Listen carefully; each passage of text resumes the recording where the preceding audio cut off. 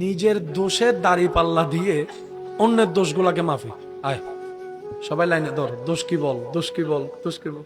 একজনে বলে যে দাড়ি পাল্লাটা কার? এটা আমার। তো তোর নিজের দাড়ি পাল্লায় তো অনেক বাড়ি, তুই আমার গুলা মাফস কেন? ওই অন্যের দোষ না দেখলে পেটের ভাত হজম হয় না। আছে এখানে কিছু সার দোকানে বসে বসে খামাখা অন্যের নামে কথা বলে। কারো একটা বিয়ের কথা শুনলে, কোন একটা মেয়ে দেখতে আসছে, ছেলে দেখতে আসছে, সে গায়ে ভরে এসে বলবে তুই তোর মায়ে ফাঁসাই তো সুবহানাল্লাহ নো। সেগুলো ভাই আপনি কেমনে বুঝলেন? আমি বুঝছি মায়ে ভাত তো আইনা হইতে লাগবে না, না বাংলাদেশত মায়ে ফার অভাব হয়ে দে। আজ আইরা কোনো কাম নাই দিছে কান পরা। আর আমরাও বোকার মতো বাহিরের মানুষের কান পরা গুলো একটু বেশি বিশ্বাস করি। আমি কি বুঝাতে পারছি কথা? সেজন্য আল্লাহ কোরআনের মধ্যে বলেছেন ওয়াইলুল লিকুল্লি হুমাযাতিল লুমাযা। আল্লাহ আমাদের সবাইকে একটু নিজের ভালো বুঝার তৌফিক দান করুন। আর নিজের ভালো সবসময় অন্যের ভালো করার মধ্যেই লুকায়িত থাকে। আচ্ছা, এতটুক কথা যারা বুঝতে পেরেছেন তারা একবার বলেন মারহাবা। আমি কয়জন? স্টেশন কয়টা? স্টেশন কয়টা? স্টেশন কয়টা? আমি আপনি আপনি কি হাতের কারণে, নাকি পায়ের কারণে, নাকি চোখের কারণে, নাকি রুহের কারণে? আরো জোরে বলেন। কেটে যাচ্ছে কি? কেটে যাচ্ছে কি?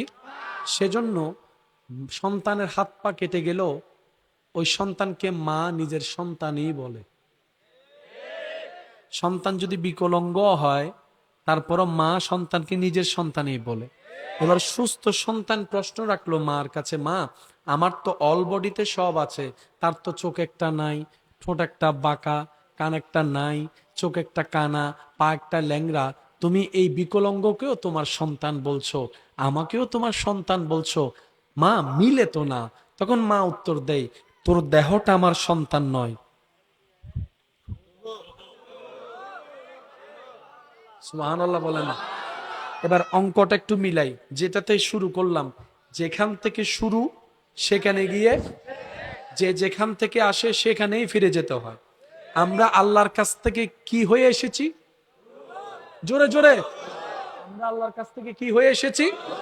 ওই রুটা হয়ে এসে বাবার পিঠ মায়ের পেট হয়ে দুনিয়াতে এসে, তারপরে কবর হয়ে হাসর হয়ে জান্নাতে যখন চলে যাব, যদি আল্লাহ তাআলা আমাদের উপর রাজি হয়, তাহলে আমরা দেহ সহিত রু নিয়ে যাব। সেজন্য আল্লাহ তাআলা নবীদের শানের মধ্যে জমিনকে হুকুম করেছেন, হে জমিন, আমার নবী রাসূলের দেহকে কখনো তোমরা খাবা তো দূরের কথা, স্পর্শ পর্যন্ত করিও না, স্পর্শ পর্যন্ত করিও না। জমিন কার দেহ স্পর্শ করে না? উত্তরটা সহজ, বুঝে নিবেন। জমিনে দেহ রাখার পর, জমিন যে দেহের ভিতরে আপন রবের প্রেমের অস্তিত্ব খুঁজে পাবে, জমিন ওই দেহকে কখনো স্পর্শ করে না, মায়া করে আগলায় রাখে।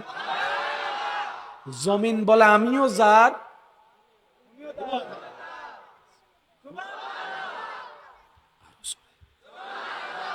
সবকিছুর মূলে কে? এখানে কোনো ফ্যাঁসার কিছু নাই, সবকিছুর মূলে আল্লাহ।